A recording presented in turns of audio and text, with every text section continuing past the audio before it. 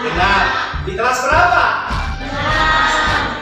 Ya, jadi untuk semester genap ini Pak Guru mau ya, kalian bersama untuk membuat sebuah keyakinan kelas. Apa itu keyakinan kelas?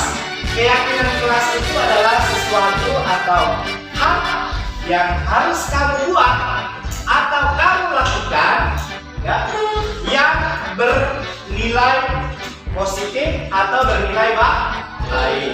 Jadi hal-hal baik yang akan kamu lakukan di dalam kelas. Paham? Oke. Jadi hal-hal baik apa yang bisa kamu lakukan di dalam kelas nanti kita akan rembukan bersama. Ya. Nanti itu akan kamu tulis di di kertas. Nanti itu nanti kita tempelkan. Ya.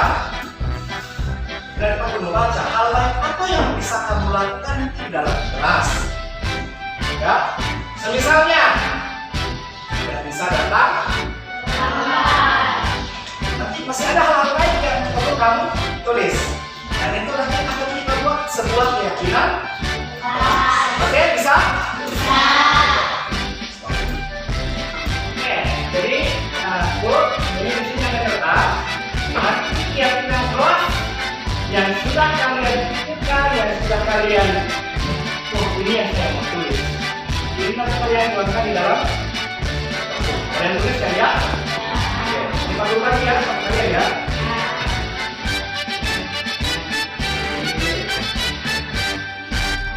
Warna apa kita?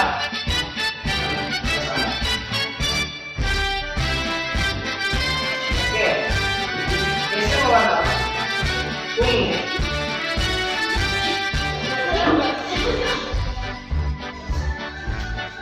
Warna pink.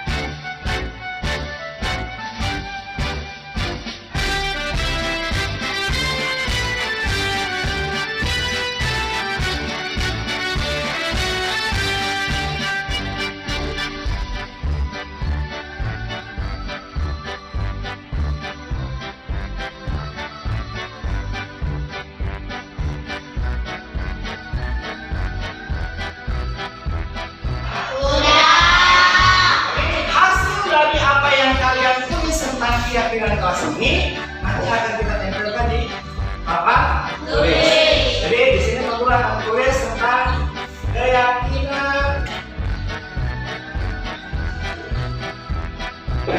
kelas ya. Oke. Keyakinan kelas 6 ya. Dari kelas 6. Nanti kalian akan tempelkan di sini. Di sini untuk laki-laki, di sebelah untuk perempuan. Nanti kita akan baca ya. Oke.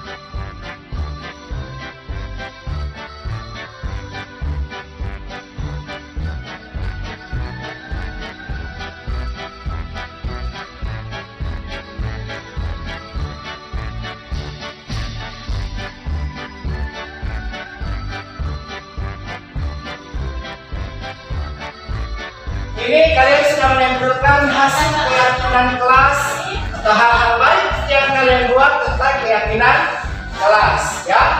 Jadi insya Allah mudah-mudahan ini bisa kalian terapkan, ya, untuk di dalam kelas. Saya. Baik, terima kasih. Demikian kegiatan kita untuk membuat keyakinan.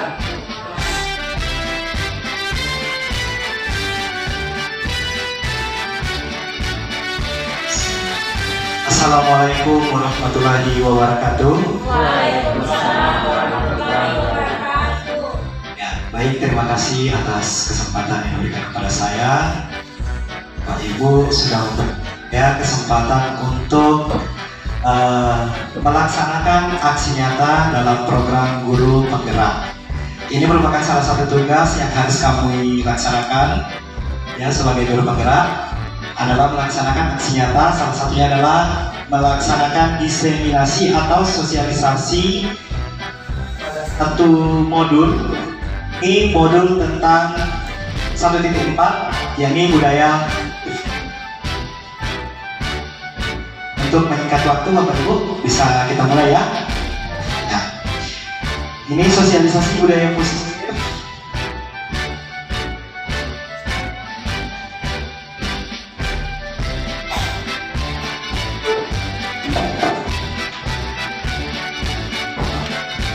Ya, di sini jelas ada di layar Bapak Ibu tentang garis besar materi dari apa yang akan saya diseminasikan kepada Bapak Ibu sekalian. Jadi yang pertama di sini adalah tentang teori disiplin positif. Yang kedua, nilai-nilai kebajikan universal. Yang ketiga ada motivasi perilaku manusia, atau dalam hal ini hukuman dan penghargaan. Kemudian yang keempat, kebutuhan dasar manusia. Yang kelima, 5 posisi kontrol. Dan yang berikut 6 itu keyakinan kelas. Dan yang ketujuh, segitiga restitusi. Oke, lanjut. Ya, saya ulangi, ya. Garis besar materi yang akan saya berikan, yakni yang pertama tentang teori disiplin positif. Yang kedua, nilai-nilai kebajikan universal. Yang ketiga, motivasi perilaku manusia. Nah, dalam hal ini adalah hukuman dan penghargaan. Kemudian yang keempat itu kebutuhan dasar manusia. Yang kelima, 5 posisi kontrol. Yang keenam itu keyakinan kelas. Dan yang ketujuh adalah segitiga restitusi. Baik Bapak Ibu, kita masuk di materi yang pertama, yaitu tentang teori disiplin positif. Yang pertama adalah perubahan paradigma. Menurut Dr.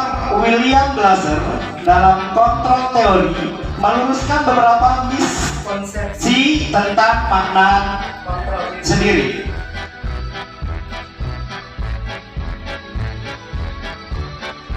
Ya. Ini teori kontrol. Yang pertama adalah bahwa ilusi guru mengontrol murid. Maksudnya, pada dasarnya kita tidak dapat memaksa murid untuk berbuat sesuatu jikalau murid tersebut memilih untuk tidak melakukannya. Walaupun tampaknya guru sedang mengontrol perilaku murid. Hal demikian terjadi karena murid sedang mengizinkan dirinya dikontrol. Saat itu, bentuk kontrol guru menjadi kebutuhan dasar yang dipilih murid tersebut. Teori kontrol menyatakan bahwa semua perilaku memiliki tujuan, bahkan terhadap perilaku yang tidak disukai. Nah, maksudnya di sini Bapak Ibu, teori kontrol di sini ini ada tujuan yang akan dicapai, baik itu yang disukai maupun yang tidak disukai. Ini teori kontrol. Kemudian yang berikut, teori kontrol yang kedua adalah ilusi bahwa semua penguatan positif efektif dan bermanfaat. Penguatan positif atau rujukan adalah bentuk-bentuk kontrol. Segala usaha untuk mempengaruhi murid agar mengulangi suatu perilaku tertentu adalah suatu usaha untuk mengontrol murid tersebut.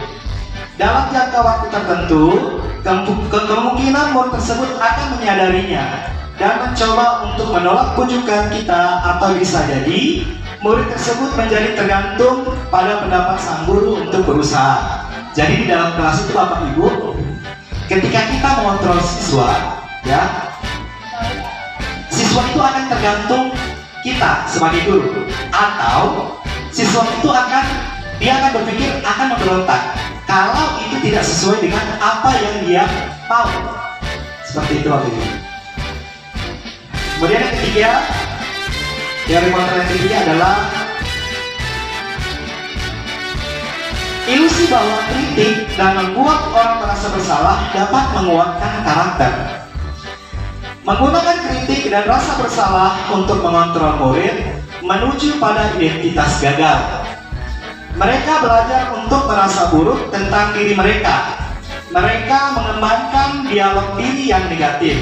Kadangkala sulit bagi guru untuk mengidentifikasi bahwa mereka sedang melakukan perilaku ini, karena seringkali guru cukup menggunakan suara halus untuk menyampaikan pesan negatif.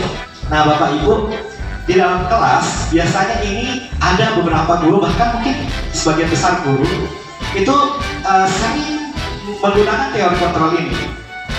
Apalagi zaman yang sekarang, ya. Kalau dulu kan guru baru dapat dengar dia punya suara sepatu sudah diam, ya kan? Kalau sekarang kan tidak.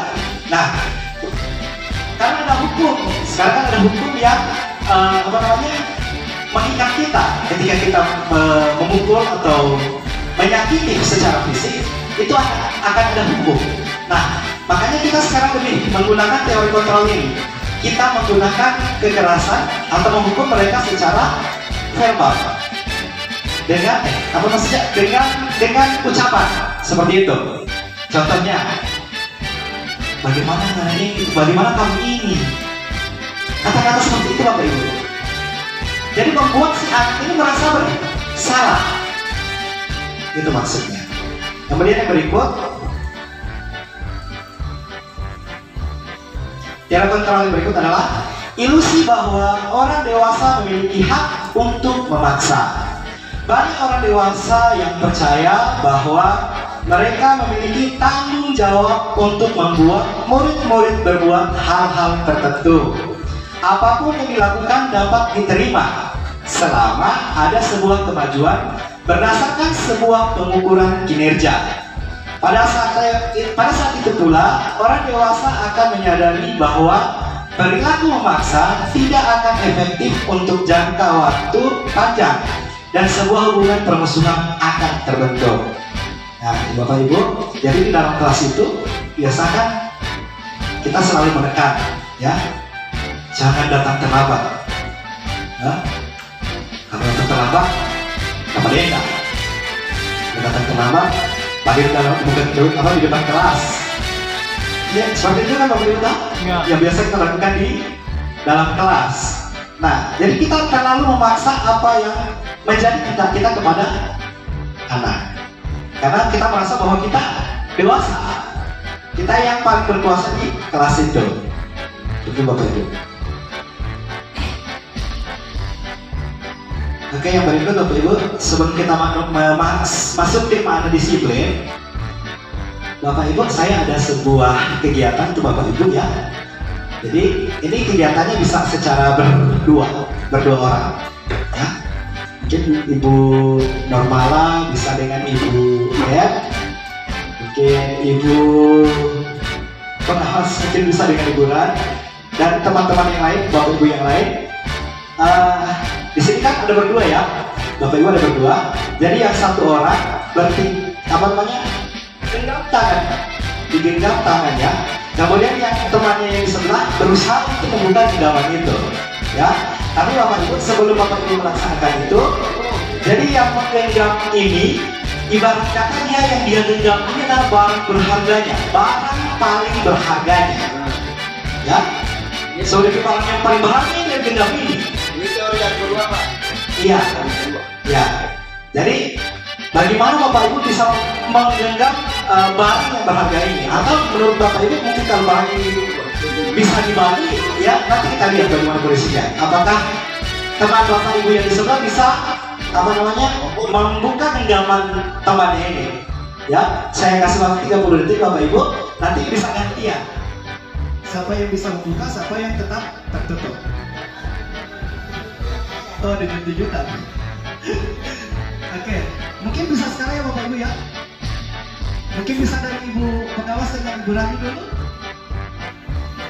Mbak Ibu Rani mau buka Ibu Kempian, terserah. Oke ya, sebelum ini. Jadi Bapak Ibu yang mau membuka itu terserah mau pakai dengan cara di apa namanya? Dicubit, digelitik atau dibujuk, ya mungkin atau ini. Jadi tergantung Bapak Ibu bagaimana mau membuka ini dia punya genggaman ini, genggaman tangan dan teman ini. Yang kedua coba Ibu Kem dulu, Ibu pengawas.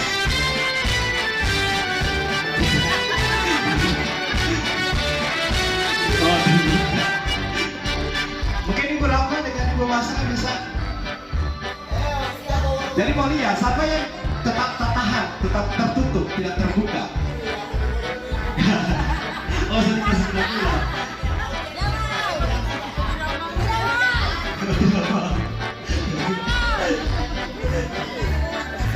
Ya, sekarang gantian, coba gantian. Ibu Ran, kepala tangannya, Ibu pengawas bisa buka, coba bisa buka atau tidak? Terserah mau dibujuk, mau dipaksa.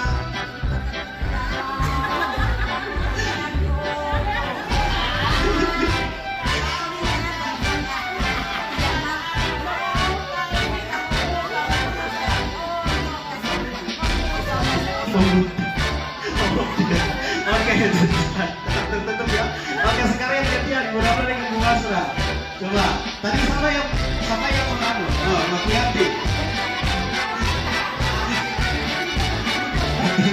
Terserah mau dibujuk, dipaksa, di apa, gimana supaya kamu kayak itu lebih gawat.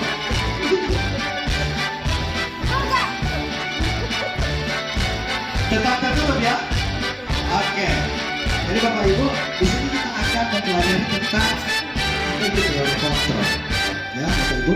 Nah, tadi kenapa kegiatan itu saya buat? Tadi coba sebentar Ibu pengawas.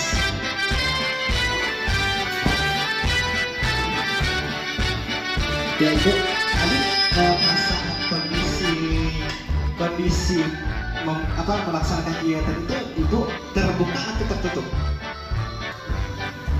Kepala tangannya terbuka atau tertutup tadi? Tetap tertutup, tidak terbuka ya. Berarti kan Ibu tidak mau membuka apa yang ada di genggaman Ibu ya. Oke, kalau Ibu Rani tadi tetap tertutup juga ya. Kalau Ibu Masra tadi tetap tertutup. Kalau Ibu Rama tetap tertutup. Jadi di sini jelas bahwa kontrol diri ya, teori kontrol diri ini kita bisa mengontrol diri kita. Ya, genggaman tangan ini bisa terbuka ya, kalau kita yang melepaskannya, kita yang membukanya. Walaupun sebesar apapun bujukan, sebesar apapun ya, sebesar apapun rayuan, paksaan dari luar, kalau memang dari diri kita tidak mau membuka ini, tidak membuka kepala tangan ini, tidak akan terbuka. Ya, walaupun respon dari luar sangat kuat, tapi kalau teori kontrol diri Bapak Ibu itu kuat, tidak akan terbuka. Seperti itu Bapak Ibu.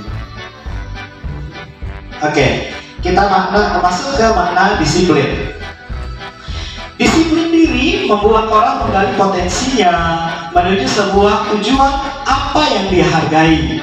Namun, dalam budaya kita, makna disiplin telah berubah menjadi sesuatu yang dilakukan seseorang pada orang lain untuk mendapatkan kepatuhan. Kecenderungan umum adalah menghubungkan kata disiplin dengan ketidaknyamanan, bukan dengan apa yang kita hargai atau pencapaian suatu tujuan mulia. Nah Bapak Ibu, ini kita membahas tentang makna disiplin. Kata disiplin itu kan bagaimana ya? Disiplin. Kita harus mematuhi, ya. Ada aturan yang harus kita patuhi. Itu disiplin kan? Nah, disiplin ini di sini kan terkesannya kayak memaksa, ya kan? Misalnya kayak di sekolah itu kan ada tata tertib. Dulu ya, ada tata tertib. Misalnya datang ke sekolah harus pukul 7. Sebelum pukul 7, ya. Itu kan sifatnya memaksa. Walaupun baik sebenarnya bang. Harga mutlak. Iya, harga mutlak kalau orang bilangnya harga mutlak. Nah, di sini kan sudah budaya menjadi sebuah pokoknya sesuatu yang dilakukan kepada orang lain itu untuk harus untuk mendapatkan kepatuhannya. Tapi terkesannya kayak memaksa. Seperti itu. Oke, yang berikut Bapak Ibu.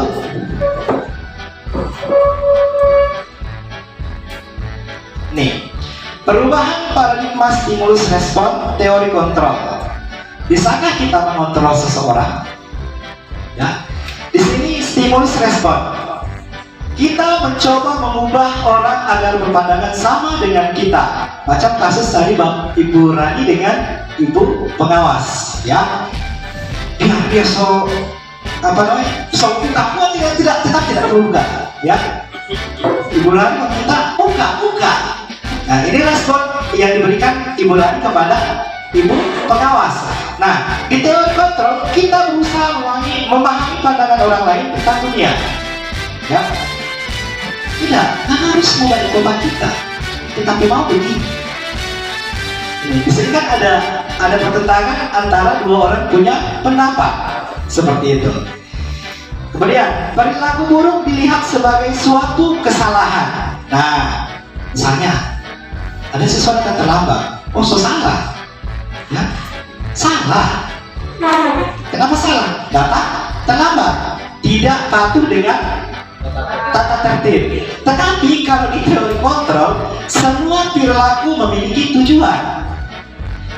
Jadi kita tanya, karena itu sudah sering kita lakukan, cuma mungkin konteksnya ada salah ya Bapak Ibu, ya. Jadi siswa datang, biasa orang, jawaban terlambat. Kenapa lagi terlambat? Ya kan? Nah, tanpa kita menanyakan langsung, kenapa terlambat? Nah, ketika kita menggunakan bahasa dan gestur yang yang baik, pasti anak akan bercerita begini Pak Guru, ya.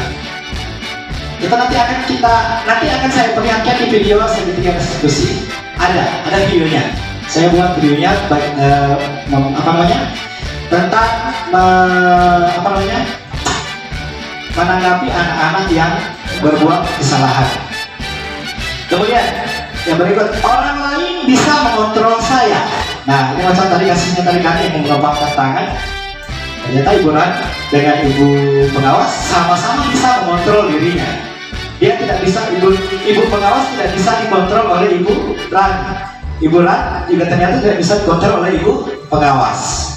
Jadi di sini stimulus responnya. Kemudian di teori kontrol, Anda tidak bisa mengontrol orang lain.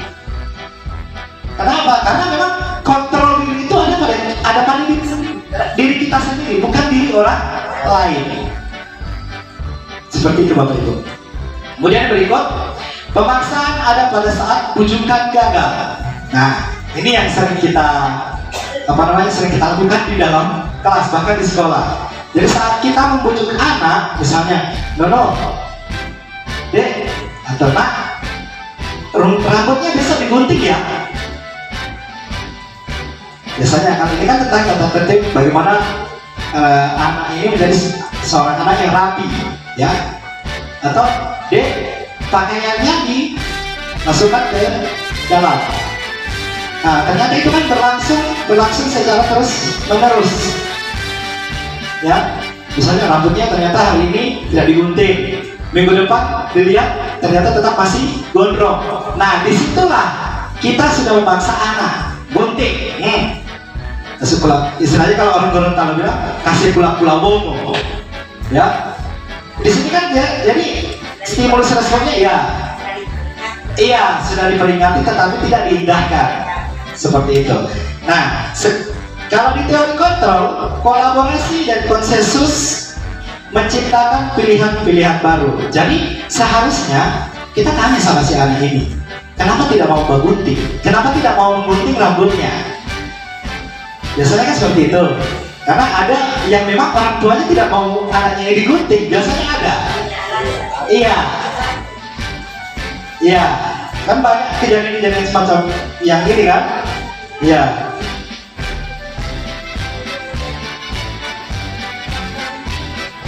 Nah, itu. Ini sudah orang tua yang bergerak. Orang tua yang sudah melaksanakan hukuman kepada guru. Seperti itu. Kemudian, stimulus respon, model berpikirnya itu menang kalah. Ya. Ini kalau di stimulus respon. Jadi, ketika kita sebagai guru, anak ini harus mengalah sama kita sebagai seorang guru. Seperti itu.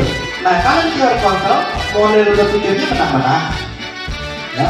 Jadi, anak ikut maunya guru, guru ikut maunya anak, selama itu masih daripada jalan yang betul, ya, masih di batas kewajarannya, seperti itu.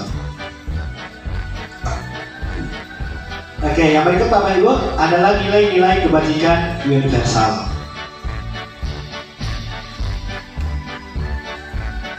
Oke, ya Bapak Ibu, sekarang kan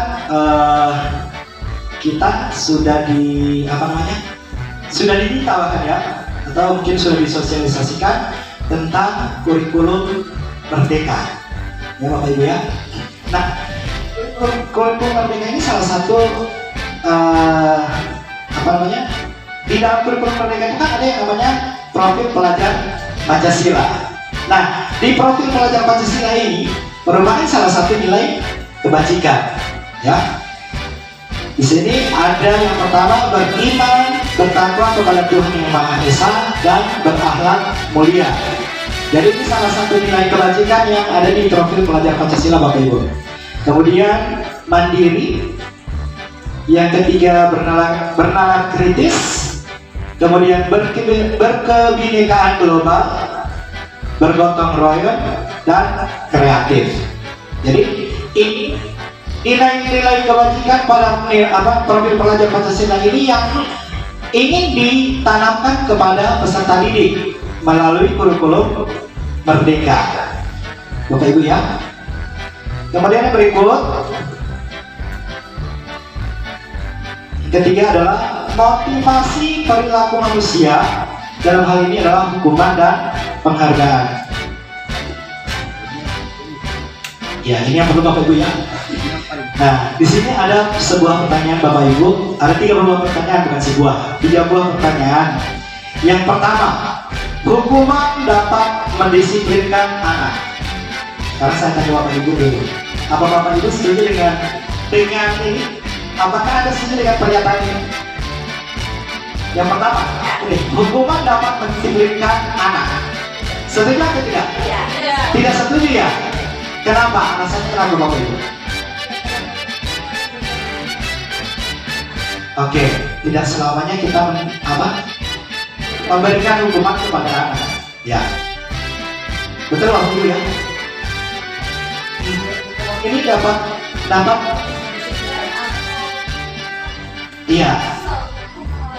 Iya betul. Jadi anak-anak ini sebenarnya kan mereka bisa disiplin asal bagaimana cara kita sebagai guru memberikan mereka arahan, ya. Kalau salah kita bisa menghukum mereka, bisa, tapi dengan hukuman yang mendidik, ya. Kemudian yang berikut, pemberian hukuman dengan hal positif seperti membaca atau membersihkan halaman sekolah dapat meningkatkan disiplin anak. Setuju Bapak Ibu? Setuju?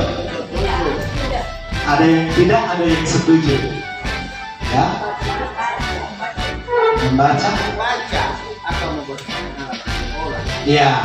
Di sini kembali kepada seorang guru, Bapak Ibu ya. Bagaimana kita memberikan hukuman. Jadi kalau misalnya untuk meningkatkan disiplin, misalnya anak dapat menonton di sekolah, ya, kita suruh mereka membaca. Nah, mungkin itu masih bisa dimaklumi Bapak Ibu ya. Tapi kalau Memang seperti itu hukumannya. Iya. Kemudian membaca, nah, seperti itu. Betul Bapak. Seperti itu. Yang Itu lagi kita berpikir. Kalau saja mau tambah jauh hukuman lebih. yang Iya. misalnya yang siswa kan kita tahu. Ya. Nah, yang tidak. Iya, jadi makanya kalau di teori kontrol ini kan bagaimana kita mengontrol si anak ini. Jadi karena anak ini yang tahu kita dididik guru di dalam kelas. Jadi misalnya dia terlambat, ini anak ini tidak tahu membaca. Nah, kita berikan hukuman dia dengan cara membaca seperti itu. Kita tinggal kembali kontrol. Iya, jadi hukuman membaca tidak cocok untuk anak yang sudah tahu membaca. Jadi kita berikan hukuman yang lain yang itu sifatnya mendidik. Itu Bapak Ibu ya.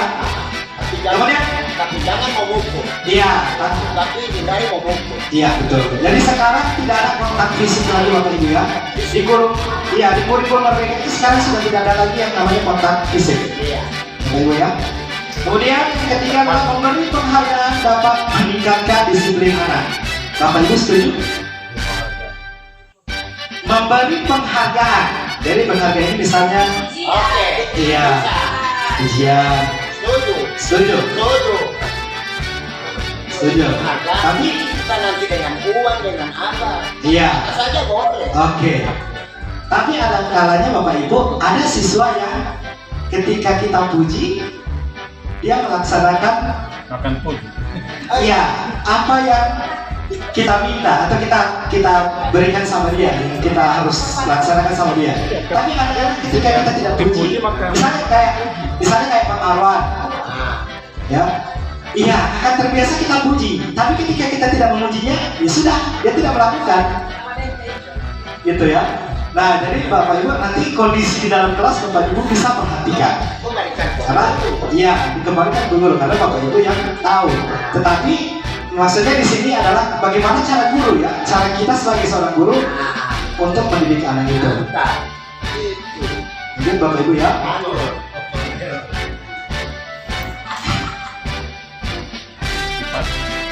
Di sini teori motivasi perilaku manusia. Bapak Ibu. Di teori motivasi ini Bapak Ibu ada. Halo?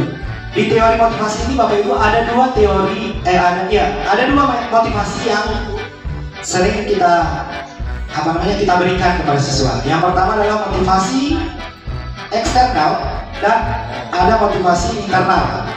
Ya.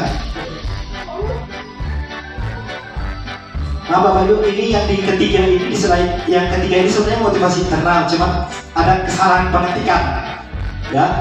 Nah, yang pertama untuk menghindari ketidaknyamanan atau hukuman, apa yang akan terjadi jika saya tidak melakukannya? Ini merupakan motivasi eksternal Bapak Ibu. Ya. Untuk menghindari ketidaknyamanan atau menghindari hukuman. Ya. Jadi apa yang akan terjadi jika saya tidak melakukannya? Jadi si anak itu akan berpikir seperti itu. Apa yang akan terjadi kalau saya tidak melakukan apa yang Bapak Ibu gurusnya saya mau perintah? Jadi misalnya kita minta siswa untuk mengerjakan tugas. Karena kita tidak mengerjakan tugas, si anak ini sudah tahu, pasti akan ada hukuman yang Bapak Ibu berikan. Gitu. Jadi terkesannya si anak ini melakukan apa yang kita perintahkan karena hanya untuk menghindari hukuman atau merasa tidak nyaman dengan apa yang akan guru lakukan nanti. Nah ini motivasi eksternal Bapak Ibu. Kemudian yang berikut, untuk mendapatkan imbalan dari orang lain. Nih, jadi apa yang akan saya dapatkan jika saya melakukannya? Si anak akan berpikir seperti itu. Kalau saya mau bikin ini, kalau saya mau lakukan ini, imbalan apa yang akan saya dapatkan dari dia? Gitu. Jadi dua ini merupakan motivasi eksternal.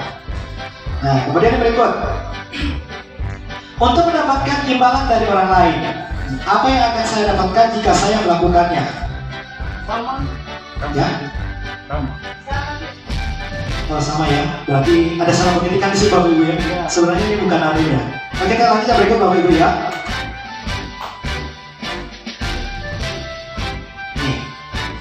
identitas gagal dan identitas sukses. Ya. Di sini ada pemberian yang namanya hukuman, kemudian disiplin. Di sini di disiplin di sini ada konsekuensi dan restitusi. Apa itu restitusi nanti akan kita pelajari, akan kita bahas nanti di akhir, Bapak Ibu. Jadi di hukuman, sesuatu yang menyakitkan harus terjadi. Ini termasuk identitas gagal, karena memberikan pemberian hukuman ya Bapak Ibu ya. Kemudian kalau di identitas suksesnya, di sini disiplin, konsekuensinya adalah sesuatu harus terjadi. Ya, kalau di hukuman kan sesuatu yang menyakitkan harus terjadi. Paham Bapak Ibu? Maksudnya sesuatu, kalau di hukuman, pemberian hukuman, sesuatu yang menyakitkan harus terjadi. Paham ya? Kemudian konsekuensi, sesuatu harus terjadi. Maksudnya konsekuensi itu ada, misalnya sesuatu harus terjadi. Misalnya si anak lupa mengerjakan PR, ya. Si anak lupa mengerjakan PR. Jadi akan ada konsekuensi yang dia akan terima. Kalau di hukuman, so pasti, ya sudah pasti anak akan mendapat hukuman. Kalau di konsekuensi, ketika anak tidak mengerjakan PR, apa yang akan didapatkan? Ya, kalau di restitusi itu merupakan pilihan. Ini jangan keluar yang paling baik. Jadi kan kita akan tanyakan dulu, kenapa tidak mengerjakan PR? Seperti itu. Kemudian tidak nyaman untuk murid atau anak untuk jangka waktu panjang. Ya, pemberian hukuman ini bagi anak tidak merupakan hal yang membuat mereka tidak nyaman, Bapak Ibu. Dalam waktu yang cukup panjang. Misalnya dalam 1 tahun, misalnya dia di kelas 6. Ketika kita memberikan hukuman, anak tidak akan merasa nyaman di dalam kelas.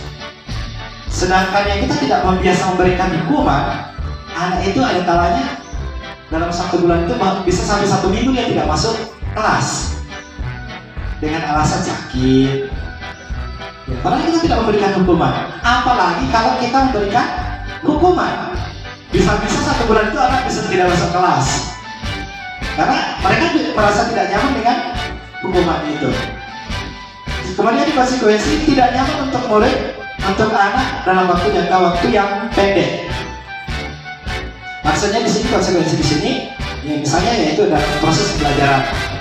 Ya, dalam proses pembelajaran misalnya anak kita suruh menghafal perkalian misalnya, ya, kalau dalam kelas.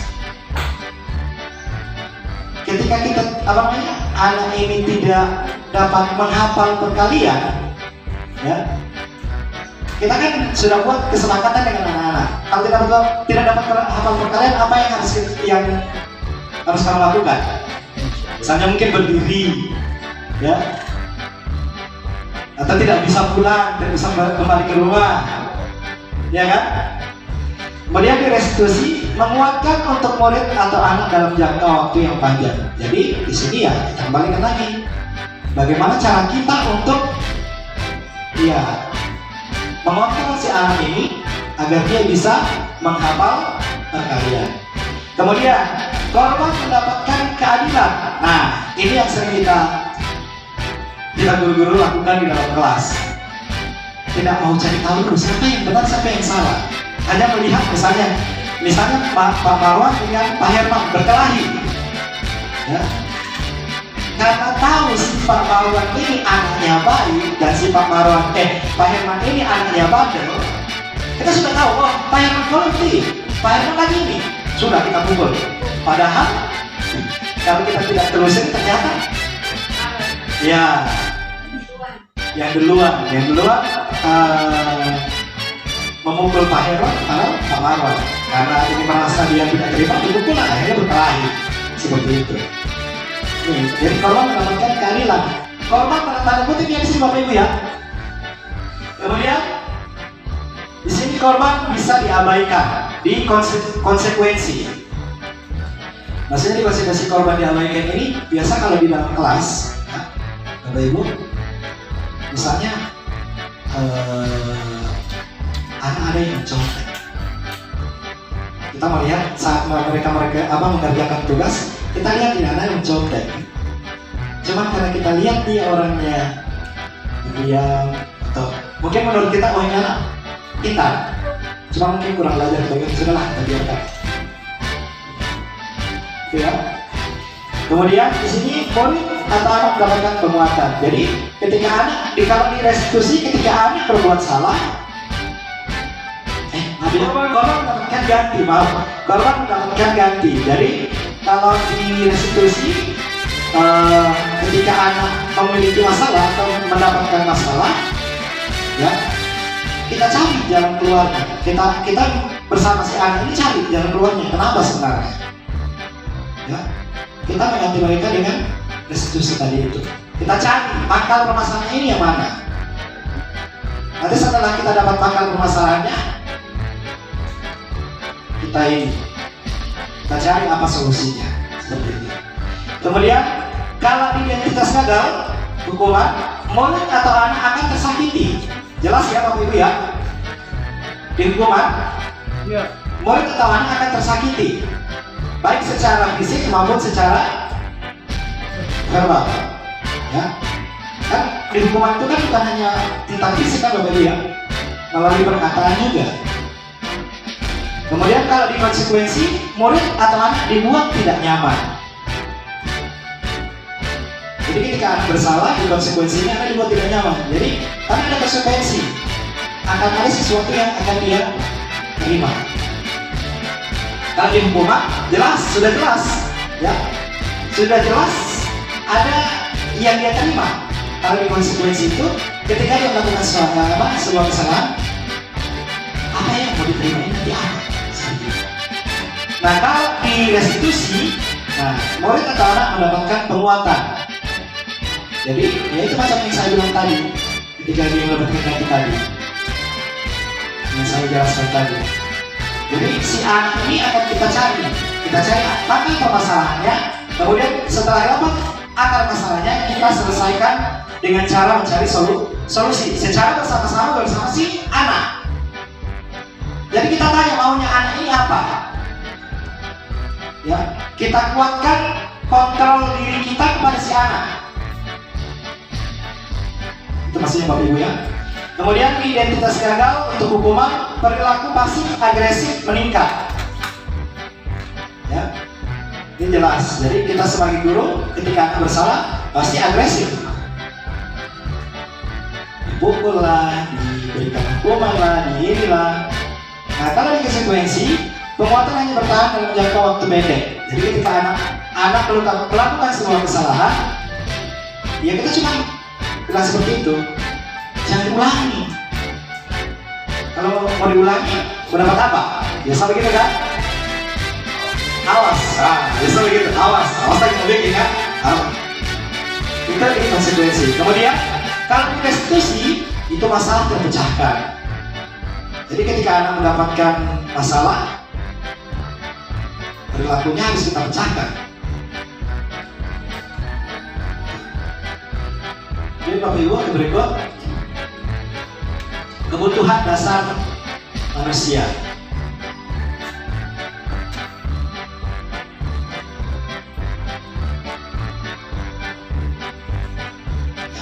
Di sini kebutuhan dasar manusia itu ada 5 Bapak Ibu. Ya. Yang pertama bertahan hidup. Yang kedua kasih sayang dan rasa diterima. Kemudian yang ketiga pengakuan atas kemampuan penguasaan. Yang keempat kebutuhan akan pilihan atau kebebasan. Dan yang kelima adalah kebutuhan untuk merasa senang. Jadi Bapak Ibu, di sini ada contoh kasus ya.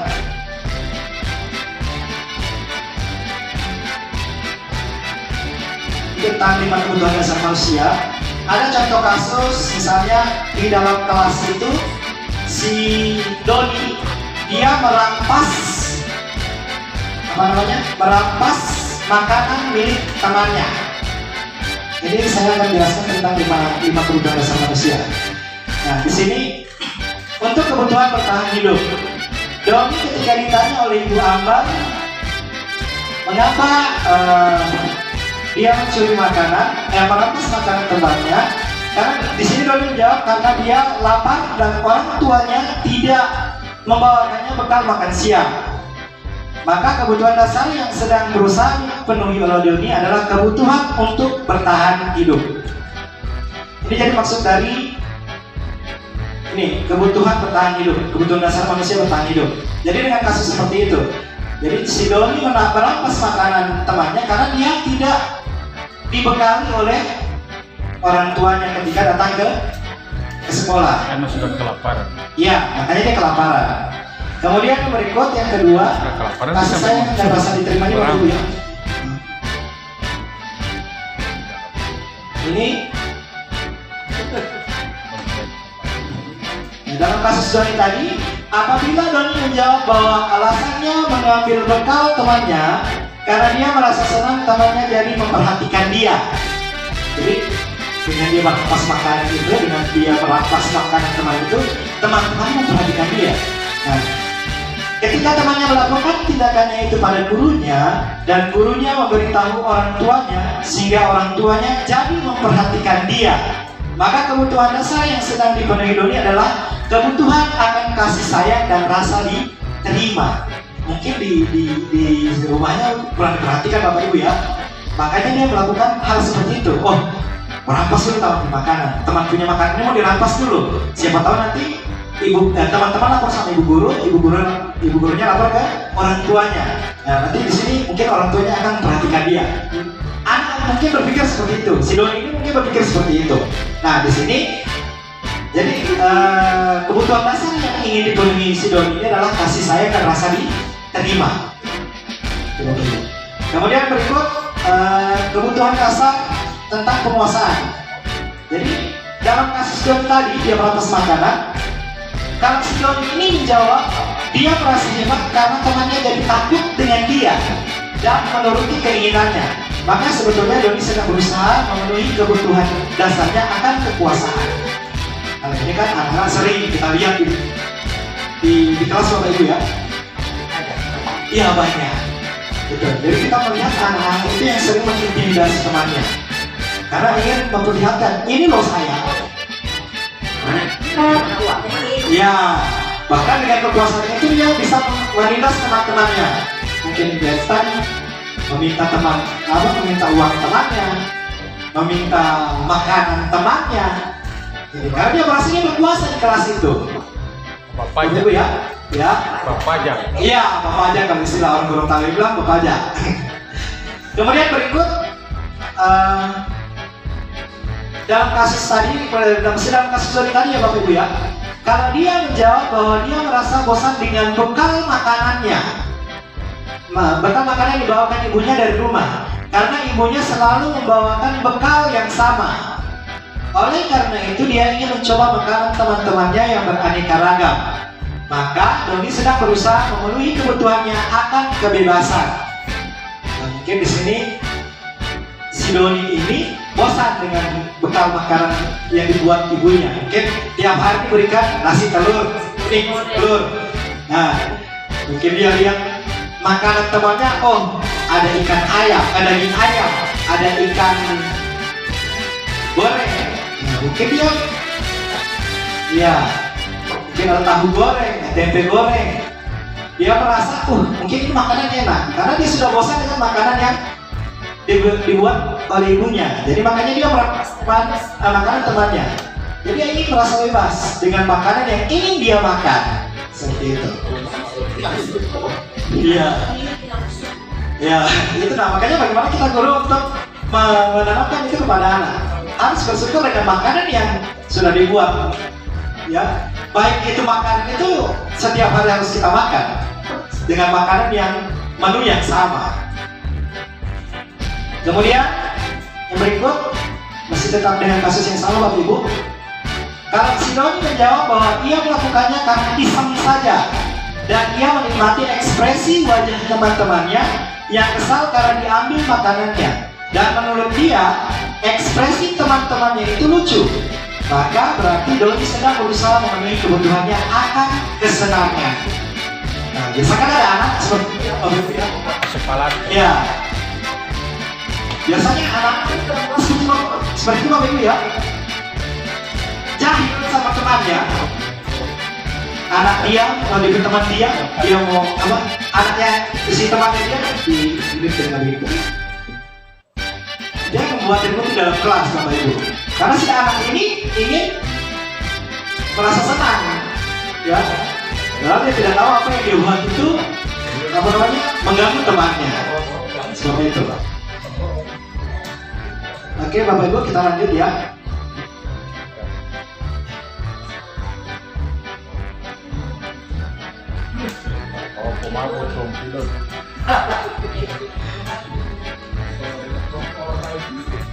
Ini kebutuhan dasar manusia. Ada 5 Bapak Ibu ya, bertahan hidup tadi sudah dijelaskan.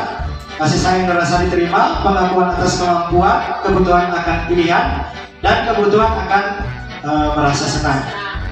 Oke, di sini mungkin kita akan apa namanya? Ya, akan mempelajari tentang 5 posisi kontrol.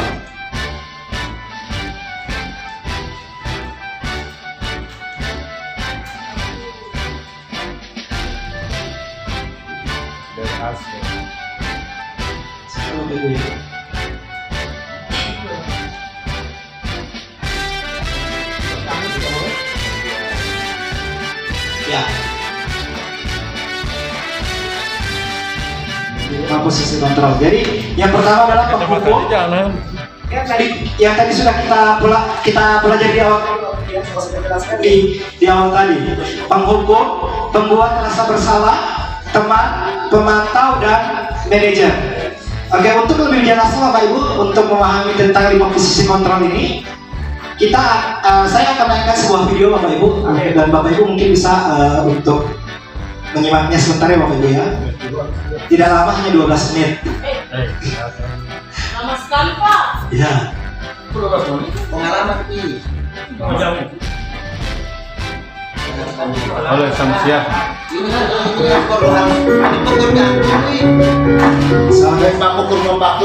Sangat bahagia Ibu dan Bapak Guru hebat. Dalam penerapan disiplin kognitif restitusi, salah satu program yang dikembangkan adalah 5 posisi kontrol. 5 posisi kontrol dalam restitusi adalah proses perjalanan seorang pendidik agar dapat mengenali dirinya. Pada video kali ini, kita akan membahas tentang 5 posisi kontrol yang dikembangkan oleh Diane Gorton dan contoh penerapannya.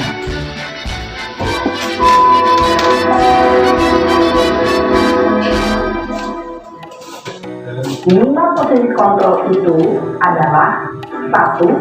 Posisi penghukum, 2. Posisi pembuat merasa bersalah, 3. Posisi teman, 4. Posisi pemantau atau monitor, dan 5. Posisi manajer. Untuk lebih memahami kelima posisi tersebut, mari kita saksikan kasus Naren yang terlambat hadir 20 menit di sekolah dan melihat bagaimana kelima posisi kontrol dalam menghadapi masalah tersebut. Selalu terjadi di sekolah ini. Nah, yang perlu harus dilakukan.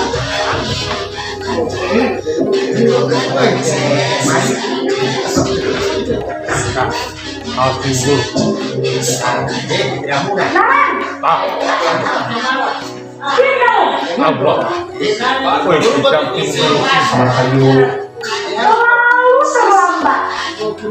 Kamu deh, pasti terlambat. Maaf Bu, saya Apa? Apa coba? Alasan kamu apa lagi? Kapan sih kamu bisa terlambat? Malas sekali ya kamu jadi anak. saya Dasar pemalas. Gak kapok-kapok sih kamu. Sudah berapa kali terlambat? Sana, kamu keliling lapangan basket 2 kali. kenapa saya harus ke lapangan basket Bu? Kenapa? Kamu nolak ibu? Berani-beraninya jawab.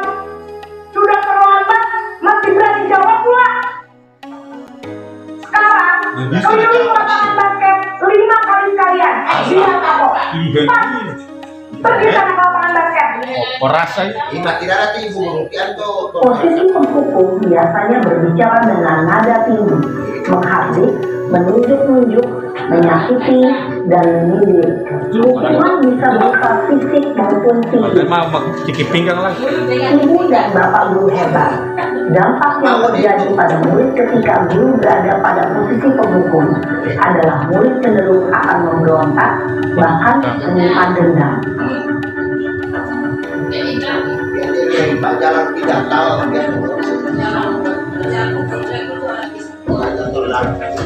Oh, bermata pun gabung. Denaren.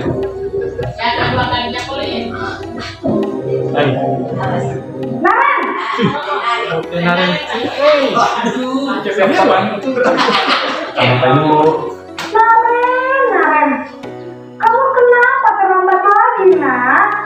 Ya Tuhan, Naren! Kamu senang ya bikin ibu susah ya? Kalau kamu terlambat lagi, nanti ibu yang ditegur bapak kepala sekolah, nak. Disangka ibu tidak bisa membina kamu. Duh, gimana ini? itu tetap tahu. Maaf Bu. Duh, Gusti Naren. Kamu suka ya kalau ibu ditegur bapak kepala sekolah? Kalau ibu guru Terus, sekarang ibu harus tulis apa yang ibu absen? Tapi kamu sudah sering terlambat loh. Dapat kecil. Harus apa coba? Maaf Bu. Maaf sekali. Ya sudah, lain kali jangan bikin ibu susah lagi ya nak ya. Ibu tidak akan kuat lagi kalau kamu begini terus. Bisa jantungan kalau ibu ditegur bapak kepala sekolah. Karena cepat ke kelas. Maaf ya Bu. Maaf sekali. itu yang guna. Itu sih manut. Nah, Posisi pembuat rasa bersalah berbicara dengan nada tenang, cenderung lembut. Namun kata-kata yang diutarakan membuat murid merasa menjadi orang yang gagal, memandang buruk dirinya sendiri, merasa tidak berharga, dan tidak sanggup membahagiakan orang lain. Ketika guru mengambil posisi pembuat rasa bersalah, murid akan memandang dirinya yang bersalah dan ia akan menyimpan emosi negatif tersebut di dalam dirinya.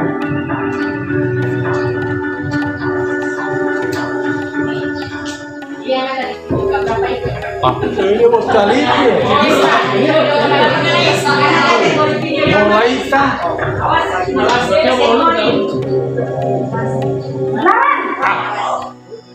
Nada tinggi. Selamat pagi Bu. Wah, sudah jam berapa ini nak? Terlambat lagi ya sayang. Iya Bu. Habis ibu saya membangunkan saya Bu. Kamu malah menyalahkan ibu kamu. Kamu bukannya anak yang larinya paling kencang. Kok terlambat sih? Iya Bu. Saya memang terlambat bangun tadi. Jadi biarpun saya lari kencang, tetap gak kekejar Bu. Ya sudah sana, nanti lain kali larinya lebih kencang lagi ya, biar gak terlambat lagi. Jadi di sini dia menganggap si siswa ini temannya. Bisa lah Bu. Ya sudah sana masuk kelas, ibu beresin urusan absen kamu. Kamu ini ada-ada saja. Ayo, maaf kecil. Dalam posisi teman, guru berbicara dengan nada suara ramah, akrab, cenderung bersenda gurau untuk menjaga suasana tetap santai. Murid akan merasa senang, aman, dan akrab dengan guru. Identitas yang tercipta adalah identitas sukses atau berhasil. Itulah guru penggerak. Namun, perlu diingat, karena ini masih dorongan eksternal, maka ada faktor ketergantungan dari murid kepada orang tertentu. Di sini, guru absennya, sehingga di lain waktu, murid bisa berperilaku baik, namun hanya kepada orang-orang tertentu saja. Berarti dokol-kolnya. Dokol, berarti polisi mau ketaya aja mau. Kopi ya. Mau kerja rutin.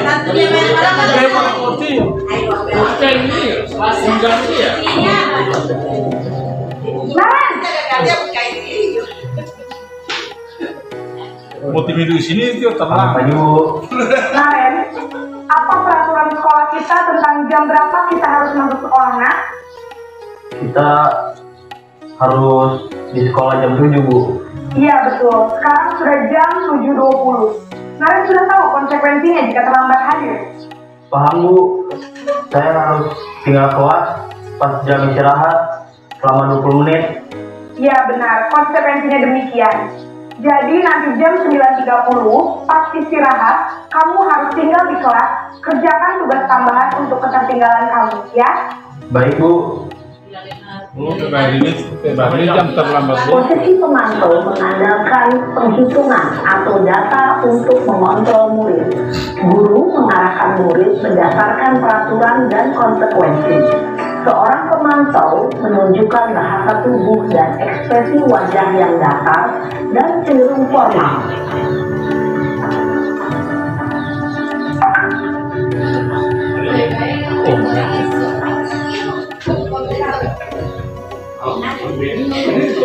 Boleh polkan kayak ini dulu.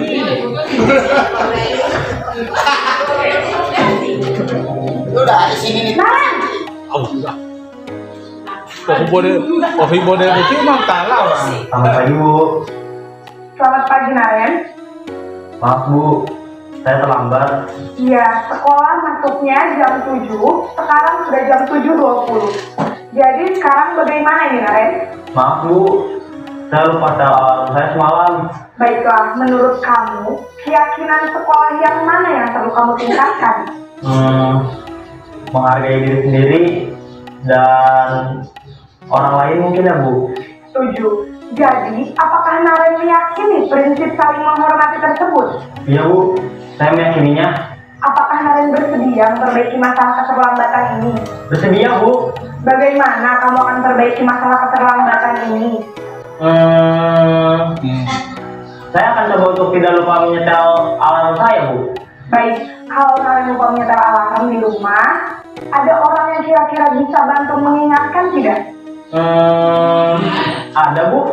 Kakak saya, Kak Emma. Ada lagi selain Kak Emma? Selain Kak Emma, ada ibu saya. Baik, jadi yang mengingatkan Naren adalah Kak Emma dan ibu kamu ya? Kira-kira akan mulai alarm kapan nih, Naren? Setelah pulang sekolah, akan segera saya lakukan. Baik, jadi Naren akan setel alarm untuk bangun besok pagi dan akan diingatkan oleh kakak dan ibunda Naren ya. Ada lagi yang mungkin perlu dilakukan, Naren? Agar tidak terlambat bangun lagi. Tidak ada, Bu. Baik, Naren. Terima kasih untuk kerjasama kamu.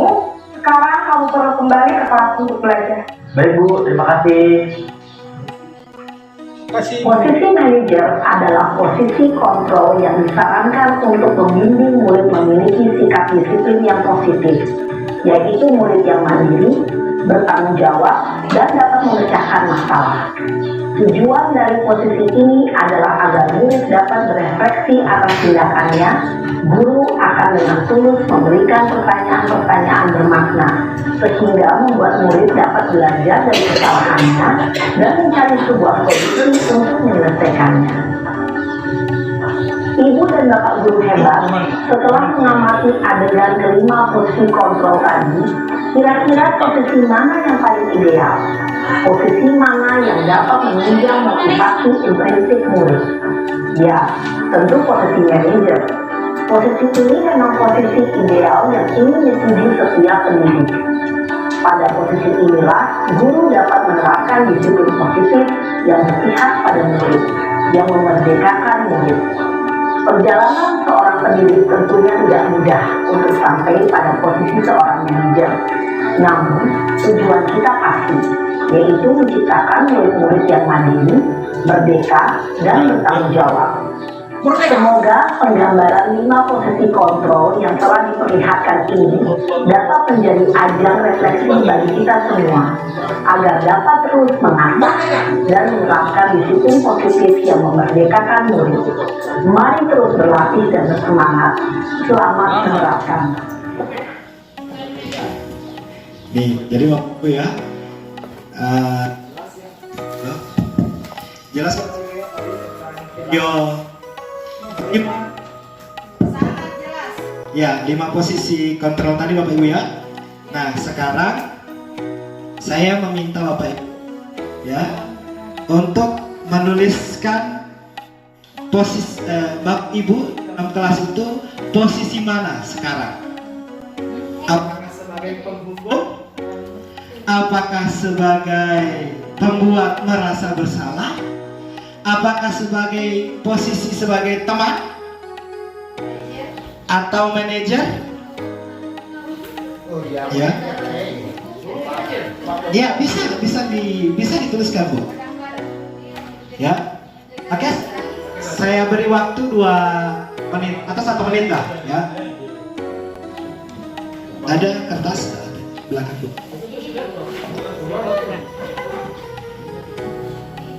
Ya, Bapak Ibu. Ini. Jadi sekarang ada di posisi mana di dalam kelas yang saat ini? Apakah sebagai penghukum? Ya. Ya.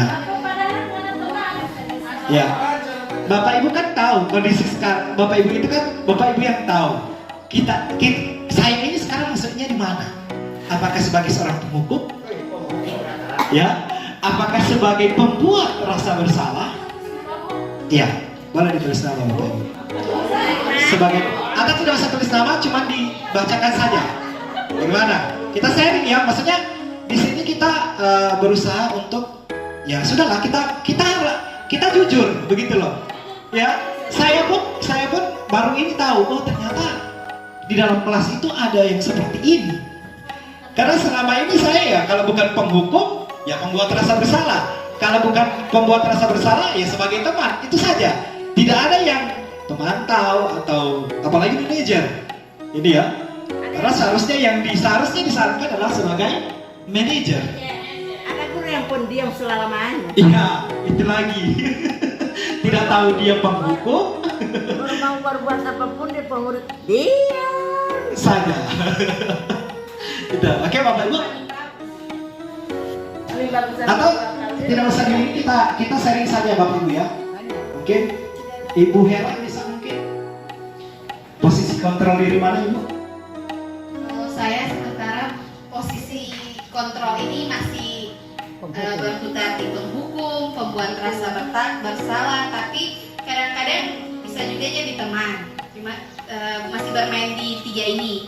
Kalau manajer sepertinya belum. Ya. Jadi masih sering, tapi jujur kebanyakan masih penghukum. Maksudnya kalau presentasi masih penghukum. Kalau teman kadang-kadang. Baik, terima kasih Bu Hera. Kalau Ibu Lena mungkin bisa saling berbagi Bu ya. Kalau saya penghukum mungkin jarang. Saya apalagi untuk kelas tinggi. Mereka kan di masa-masa pubertas, dihukum di depan teman itu mereka mungkin ada yang merasa malu, apalagi dihukum di barisan tanpa ditanya apa alasannya dia terlambat, kenapa dia berpakaian tidak disiplin hari itu tidak sama dengan pakaian yang lain. Mungkin kita harus tanya dulu alasannya ini apa, mungkin karena orang tuanya sakit tidak bisa mempersiapkan pakaiannya. Itu ya, kalau saya penghukum itu saya kadang, kalau teman dan pembuat rasa bersalah itu mungkin. Nah, itu saja dari saya. Ya, terima kasih Bu Lena. Mungkin karena mengingat waktu ya sebenarnya kalau saya maunya di ini semua, cuman karena ini mengingat waktu Bapak Ibu ya. Mungkin satu lagi. Ya Bu Fatma mungkin berbagi.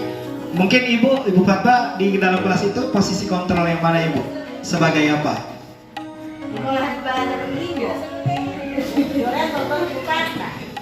Saat tidak ya? Oke, Bu Pak Maron mungkin? Pak Maron bisa saling berbagi? Iya. Kasih ya.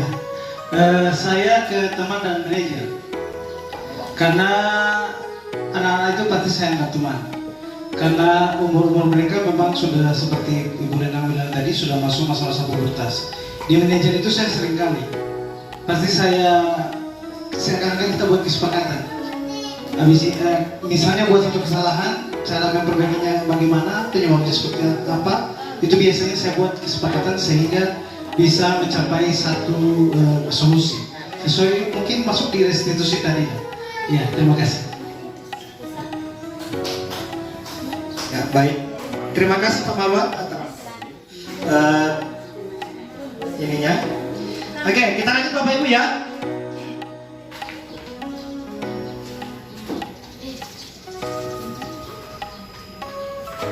Ini motivasi eksternal dan motivasi intrinsik. Jadi ada perilaku kontrol negatif, kemudian perilaku kontrol positif dan kontrol diri. Ya, ini tadi sebagai penghukum, pembuat orang merasa bersalah, teman, pemantau dan yang berikut manajer. Nah, di motivasi yang kita berikan, misalnya guru berbuat, ya. Di guru berbuat, skala dia sebagai penghukum, itu tadi macam tadi yang sudah dijelaskan. Jadi guru di situ menghadir, nunjuk, ya, menyakiti, dan menyindir. Itu kan dia sebagai penghukum. Kemudian kalau pembuat orang merasa bersalah, di guru berbuat, dia berkelana, menunjukkan kekecewaannya yang dalam. Nah, itu termasuk motivasi di pembuat orang merasa bersalah. Kemudian sebagai teman, ya, dia membuatkan alasan-alasan untuk murid-muridnya. Kemudian di pemantau, dia menghitung dan mengukur, sedangkan dia mengajukan pertanyaan-pertanyaan. Itu Bapak Ibu ya. Kelima-limanya akan selesai. Ya. Jadi kondisi diri kita sendiri yang tahu Bapak Ibu. Kemudian yang berikut. Di guru berkata, nah, kalau di apa namanya perilaku negatifnya di apa namanya penghukum, kalau kamu tidak melakukannya, saya akan. Nah, ada nada mengancam Bapak Ibu ya. Kemudian kalau di apa yang tadi ya? Iya, yang kedua itu membuat merasa bersalah. Kamu sudah mengecewakan ibu atau bapak. Ini kalau di posisi sebagai pembuat merasa bersalah. Kemudian posisi lakukan untuk bapak ibu atau ya sudah nanti bapak ibu atau bantu bereskan. Nih, karena dia merasa bahwa siswanya ini adalah temannya. Kemudian kalau di posisi pemantau, apa peraturannya atau apa konsekuensi atau sanksinya ya? Apa yang telah kamu lakukan atau apa yang terjadi sekarang? Ini biasanya perkataan yang kita sering menggunakan kalau kita posisinya sebagai seorang pemantau. Kemudian kalau sebagai seorang manajer, guru berkata itu dia yang guru sering kata. Apa kita yakin? Apa kamu meyakinkan hal tersebut? Ya, macam di video, macam yang dijelaskan di video tadi Bapak Ibu ya. Kalau kamu meyakininya, apakah kamu akan memperbaikinya? Ya. Kalau kami memperbaikinya, jadi kira-kira menggambarkan apa tentang dirimu? Ini. Kemudian hasilnya, nah ini hasilnya Bapak Ibu ya, hasil yang diperoleh atau hasil yang ditunjukkan oleh siswa ketika kita melakukan 5 kontrol diri tadi. Yang pertama sebagai penghukum.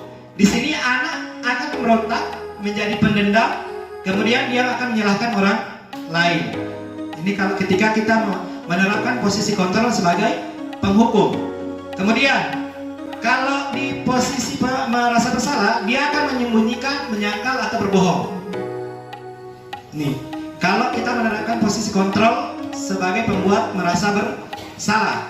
Kemudian di posisi sebagai teman akan ketergantungan. Pak Marwan ya.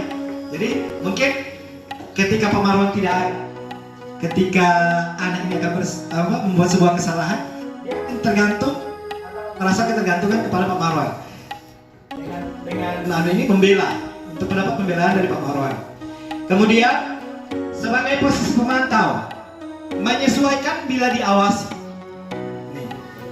Ya. Jadi ketika Anda membuat sebuah kesalahan, ketika kita menerapkan teori kontrol sebagai pemantau, nah, anak ini akan menyesuaikan. Dia akan menyesuaikan, tapi ketika kita awasi, kalau tidak kita awasi ya sudah, dia membuat hal yang salah lagi. Kemudian di posisi manajer, nah, ini akan menguatkan watak atau karakter. Karena jadi tadi jelas di video si ibu guru tadi itu terlihat bijaksana, ya, bijaksana tetapi tidak yang menggebu-gebu, ya. Oke, berikut Bapak Ibu. Ya, sebelum kita memasuki keyakinan kelas, Bapak Ibu, di sini saya ada tentang posisi kontrol diri kita, ya, sebagai seorang guru, dan ini bisa kita berikan nanti kepada anak diri kita di kelas, supaya kita tahu, ya, supaya kita bisa melihat, ya, anak ini ada posisi diri mana sebenarnya, dia ini pengennya bagaimana. Dari sini kita akan bisa lakukan. Jadi ini akan saya bagikan kepada Bapak Ibu, ya. Nanti ini bisa, kalau Bapak Ibu mau, nanti ini filenya bisa saya berikan kepada Bapak Ibu, ya.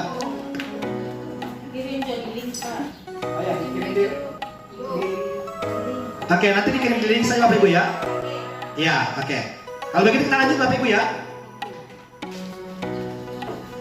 Keyakinan kelas. Nah, ini seharusnya yang memang kita buat Bapak Ibu ya. Iya. Ini, mengapa keyakinan kelas?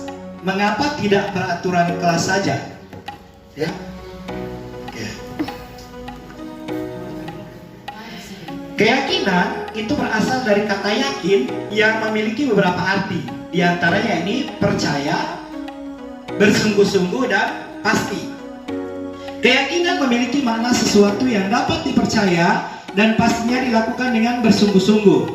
Sedangkan peraturan adalah sesuatu yang dibuat dan dilaksanakan oleh individu agar tercipta sesuatu kondisi yang tertib, teratur, dan kondusif, dan sifatnya itu mengikat. Oke, lanjut. Nah, jadi mengapa keyakinan kelas? Karena dapat dipercaya ada motivasi dalam diri seorang siswa untuk menjalankan sebuah aturan. Sedangkan mengapa bukan peraturan kelas? Karena sifatnya yang mengikat dan ada sanksi di dalamnya, maka motivasi dalam diri siswa terkekang untuk mentaati aturan tersebut. Nih. Nah, jadi Bapak Ibu, keyakinan kelas ini Bapak Ibu, keyakinan kelas ini Bapak Ibu, hal-hal baik yang akan dilaksanakan siswa dan itu disepakati oleh siswa di dalam kelas itu Bapak Ibu. Ya, ini saya ada contoh Bapak Ibu ya tentang keyakinan kelas yang saya sudah buat di kelas. Ya, ini ada di sini misalnya ada satu anak yang menuliskan keyakinan kelasnya, yakni tidak bisa menghina teman. Nah, kemudian berikut, tidak boleh berkata kasar, tidak boleh makan di saat jam pelajaran berlangsung. Ini anak-anak yang buat Bapak Ibu ya. Kemudian tidak boleh menyontek. Ini keyakinan kelas yang dibuat oleh siswa saya di kelas 6 Bapak Ibu. Kemudian ada lagi yang di sini menuliskan tidak bisa tidur di dalam kelas. Nah, ini keyakinan kelas yang dibuat oleh mereka sendiri. Nah, ketika mereka menuliskan itu, mereka sadar betul ini tidak bisa dilanggar atau tidak bisa untuk dilakukan. Itu keyakinan kelas Bapak Ibu. Jadi Bapak Ibu nanti kalau bisa kembali ke di kelas masing-masing, di sekolah masing-masing, bisa ini dengan siswa. Hal baik apa yang akan kita lakukan di dalam kelas nanti? Seperti itu. Jadi Bapak Ibu berembuk dengan siswa. Itu. Baru kalau mereka kedapatan mereka tidak melaksanakannya, ya sudah kita ingatkan semacam di video tadi. Ya. Kamu sudah melanggar keyakinan kelas yang mana? Kalau tadi kan keyakinan sekolah, ya. Nah, kamu ini TUT sudah melanggar keyakinan kelas yang mana ini? Nah, paham Bapak Ibu? Paham ya? Oke, kita lanjut. Ini peraturan dan keyakinan kelas. Nah, kalau peraturan itu kan selalu kembalikan buku ke tempatnya. Nah, itu peraturan. Tapi kalau di keyakinan kelas, tanggung jawab. Maksudnya, tanggung jawabnya si anak untuk mengembalikan buku ke tempatnya. Ya. Kemudian dilarang mengganggu orang lain. Nah, dilarang. Ini kan aturan. Tapi kalau di keyakinan kelas, ya kita harus menghormati orang lain. Kemudian hadir di sekolah 15 menit sebelum pembelajaran dimulai. Ini peraturan. Kalau di keyakinan kelas ketika kita melanggar, kita harus menghormati orang lain dan berkomitmen. Komitmennya harus hadir sebelum berbaris, 15 menit sebelum berbaris atau sebelum masuk kelas. Kemudian dilarang melakukan kekerasan. Nah, di sini keselamatan menghormati orang lain. Ini keyakinan kelas Bapak Ibu ya. Keyakinan kelas yang bisa kita terapkan nanti di sekolah, di kelas kita masing-masing. Dilarang menggunakan narkoba. Nah, ini tentang kesehatan. Kalau di keyakinan kelas tentang kesehatan, menjaga kesehatan diri. Kemudian kalau di peraturan bergantian atau menunggu giliran. Nah, kalau di keyakinan kelas menghormati orang lain dan bersabar. Ini. Kemudian gunakan maaf. Ini yang masih di ya. Nah, jangan berlari di kelas atau koridor. Nah, biasa kalau di aturan itu kan jangan lari-lari di ya kan Bapak Ibu ya. Nah, kalau di keyakinan kelas kita nasihati mereka keselamatan dan keamanan. Nah, jangan langsung mari Bapak Ibu ya, diberikan nasihat saja. Anak-anak itu kalau kita sudah bersuara pasti mereka akan sedikit mendengarkan. Kemudian Bapak Ibu, nah kita pindah di segitiga restitusi, ya. Jadi apa itu restitusi? Nah, restitusi ini kalau menurut Pak Gosen, ya, restitusi adalah proses menciptakan kondisi bagi murid untuk memperbaiki kesalahan mereka sehingga mereka bisa kembali pada kelompok mereka dengan karakter yang lebih kuat. Restitusi juga merupakan proses kolaboratif yang mengajarkan murid untuk mencari solusi untuk masalah mereka dan membantu murid berpikir tentang orang seperti apa yang mereka ingin menjadi atau tujuan mulia dan bagaimana mereka harus memperlakukan orang lain. Bapak Ibu ya. Jadi ini restitusi ini Bapak Ibu bukan paksaan, ya. Tapi ini tawaran.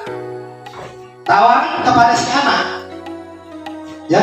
Jadi ketika si anak tidak bisa memutuskan apa yang akan dia lakukan, kita sebagai guru menawarkan. Ya.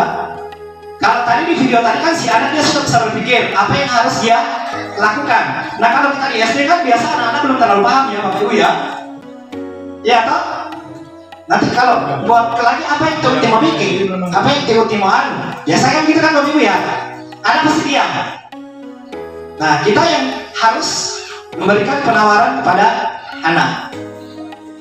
Kemudian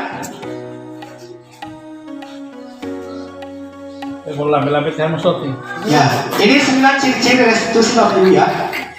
Yang pertama bukan untuk menerus kesalahan, namun untuk belajar dari kesalahan. Kemudian yang kedua memperbaiki hubungan. Ya Bapak Ibu, restitusi ini memperbaiki hubungan. Kemudian yang ketiga tawaran. Nah, tadi Pak yang saya akan jelaskan tawaran, bukan paksaan. Kemudian yang keempat, restitusi ini menuntut untuk melihat ke dalam diri, bukan dari luar diri siswa, tapi ke dalam diri siswa. Kemudian yang kelima, restitusi mencari kebutuhan dasar yang mendasari tindakan. Kemudian yang keenam, restitusi diri adalah cara yang paling baik. Ya, karena tadi kita sudah melihat kan Bapak Ibu bagaimana posisi manajer tadi. Ini termasuk di restitusi. Kemudian yang berikut, restitusi fokus pada karakter, bukan tindakan. Ya, Jadi kita akan melihat karakter anak, bukan tindakan yang dilakukan oleh si anak, tapi kita melihat karakter anaknya. Kemudian yang berikut, restitusi fokus pada solusi, ya, bukan hukuman, tapi solusi. Kemudian restitusi mengembalikan murid yang berbuat salah kepada kelompoknya. Ini. Jadi dia dikembalikan ke kelompoknya ketika kita tidak bisa memperbaiki dia lagi. Maksudnya kelompok di sini ya mungkin orang tuanya, ya, pada keluarganya. Kemudian berikut Bapak Ibu, ada video lagi, kayaknya kita akan nonton sebuah video, ya. Ini video terakhir mudah-mudahan. Insya Allah. Secapek orang Mbak Soting. Video terakhir Bapak Ibu. Kurang badiri mau dulu. Sambil makan Bapak Ibu ya, sambil menyantap makanan. Selamat menyaksikan Bapak Ibu.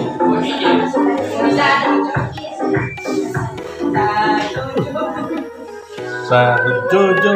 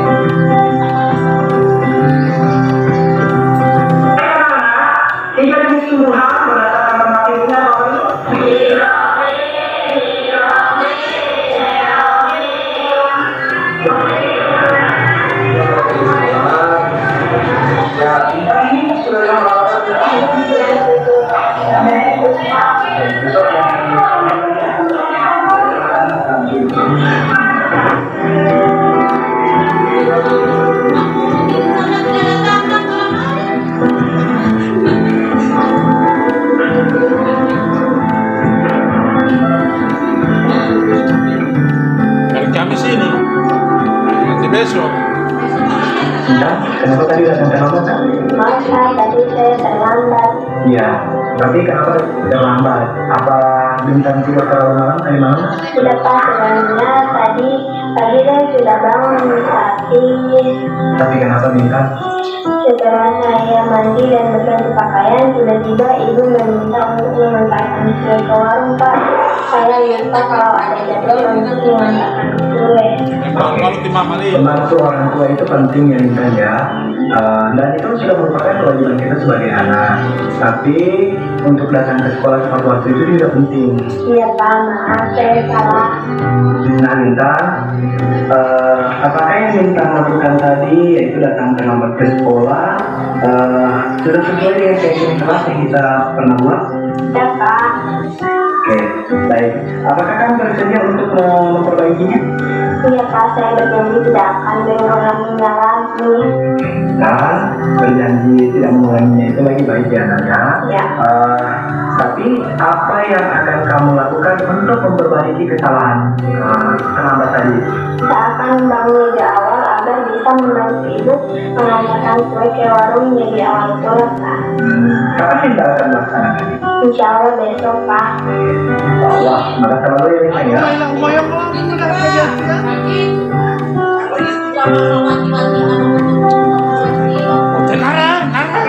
Di sini ada soal. Kalian yang menjadi soalnya ini ya sesuai dengan apa yang sudah baru dijelaskan tadi. Bisa? Ya. Silakan dimulai.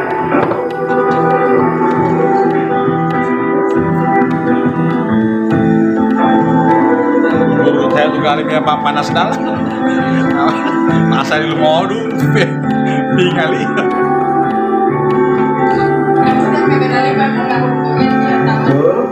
Baik.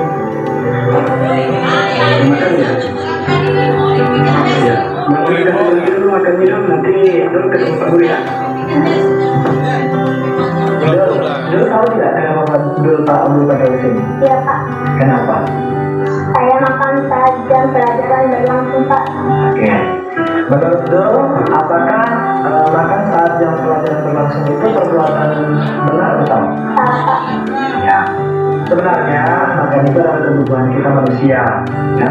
Apalagi kalau lapar pasti makan kok, itu manusiawi, ya. Tapi kita juga harus tahu kapan waktu yang tepat kita untuk makan. Tadi dulu lapar sekali ya, sampai dulu harus makan jika saat jam pelajaran berlangsung. Iya Pak, saya sangat lapar. Apakah tadi dulu sebelum berangkat ke sekolah itu tidak sarapan? Tidak Pak, kalau saya sarapan pasti saya terlambat ke sekolah. Memangnya tadi dulu bangunnya berapa? Pukul 6:30 Pak. Kok tidak sempat sarapan? Karena jarak rumah saya ke sekolah jauh Pak, saya buru-buru ke sekolah. Jadi tidak sempat sarapan ya? Iya Pak. Dulu, Pak mau tanya juga sama dulu. Dulu masih ingat tidak dengan keyakinan kelas yang kita sudah buat? Iya Pak, ingat. Oke, coba dong sebutkan. Tidak boleh terlambat, tidak boleh mengganggu teman, tidak boleh makan di dalam kelas, sama menjaga kebersihan di dalam kelas Pak. Oke, kira-kira dengan dulu tadi makan di dalam kelas saat jam pelajaran itu sebentar berlangsung, apakah sudah sesuai dengan keyakinan kelas yang kita sudah buat? Tidak Pak, saya minta maaf, saya salah. Oke, ya dulu sini Pak Guru tidak ingin menghakimi kesalahan yang telah Guru perbuat, ya. Tapi di sini Pak Guru itu hanya ingin Guru itu jadi anak yang patuh dengan aturan dan anak yang bertanggung jawab. Iya Pak, saya memaksud kesalahan saya. Oke, baik. Sekarang bagaimana caranya dulu memperbaiki kesalahan yang sudah Dulu perbuat? Saya sudah akan makan di dalam kelas saat jam pelajaran berlangsung. Saya akan makan sebelum ke sekolah dan saya akan bangun lebih awal Pak. Oke, kira-kira Dulu akan memulai hal-hal yang sudah Dulu sebutkan tadi itu kapan? Insya Allah mulai besok. Oke, alhamdulillah. Semoga Dulu belajar dari kesalahan ini ya, untuk menjadi anak yang patuh dengan aturan dan anak yang bertanggung jawab. Semangat dulu ya. Iya Pak. Tadi itu Pak Guru. Saya Rizatullah biasanya. Ya, jadi ini Bapak Ibu, mungkin kalau dilihat di video kasihnya terkesannya kayak menghafal ya. Nah, sebenarnya ini memang ada tanya langsung sama mereka. Cuman karena anak-anak kita kan tidak bisa, maksudnya untuk berbahasa Indonesia baku itu kan mereka kurang. Iya. Bapak Ibu ya. Makanya dari hasil restitusi saya kepada mereka itu saya salin kembali dan saya buatkan ke dalam bahasa Indonesia baku. Seperti itu Bapak Ibu. Karena tidak mungkin saya memasukkan menggunakan bahasa kita ke video ya, karena ini kan dimasukkan ke LMS tugas saya Bapak Ibu. Oh iya. Gitu. Nah ini Bapak Ibu ada testimoni ketika saya melakukan restitusi seperti itu Bapak Ibu. Bintang, saya siswa kelas 6 SDN 04 Kegiatan dari Kabupaten Kuatang. Perasaan saya saat melakukan restitusi bersama Pak Jalaluddin, saya senang karena saya dapat solusi dari permasalahan saya yang terlambat datang di sekolah. Terima kasih Pak Jalaluddin, saya berjanji tidak akan terlambat lagi. Assalamualaikum warahmatullahi wabarakatuh.